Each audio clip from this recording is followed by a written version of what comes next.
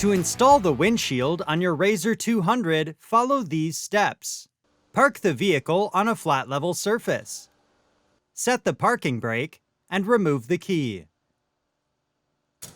Next, place the windshield on a soft surface. And ensure the lock and ride clamps on the windshield are open.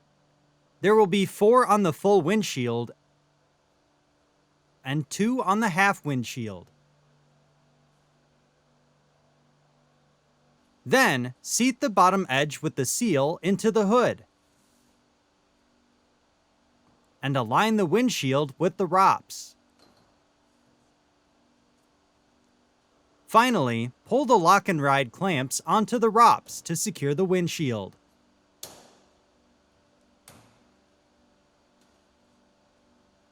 To remove the windshield, push the lock and ride clamps open and pull the windshield away to remove.